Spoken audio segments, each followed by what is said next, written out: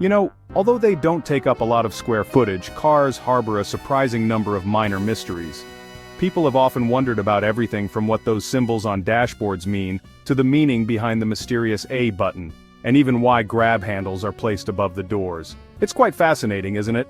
If you're enjoying these car mysteries, don't forget to like this video, subscribe for more, and let us know in the comments which car feature you're most curious about. Now here's another unexplained feature, those horizontal lines running across rear windshields. Why do cars need them, you might ask? And interestingly, do some cars not have them at all? Oh, and do these lines even have a name? Let's dive into that a bit. So the reason cars have lines on the rear windshield.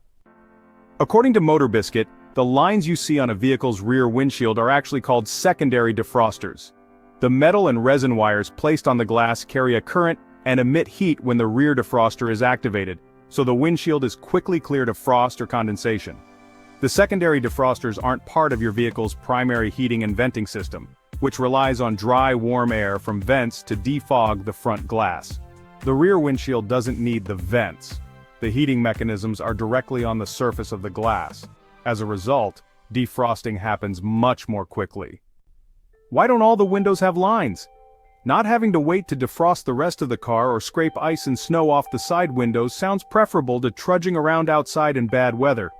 However, secondary defrosters aren't found on front windshields or the sides for two valid reasons: visibility and practicality. While the lines on the rear windshield may obscure your view to some degree, most driving is forward-facing. Lines on a surface that you use for the vast majority of your time inside a vehicle might prove distracting.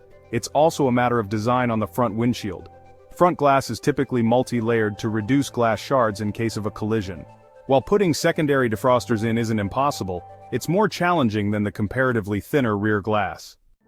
Still, manufacturers have tried. The 1986 Ford Taurus had a heated front windshield, which Ford dubbed Insta-Clear. It used the wire conduction system.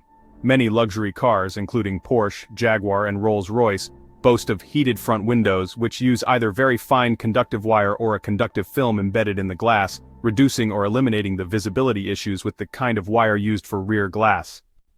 But because the need, or really the want, for heated glass is mostly relegated to colder climates, car makers likely struggle with the expense and whether it provides any overall benefit.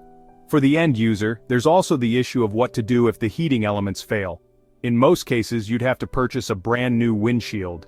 Heated front windshields seem to be more popular and common in Europe. In the United States, they remain largely a feature in high-end vehicles.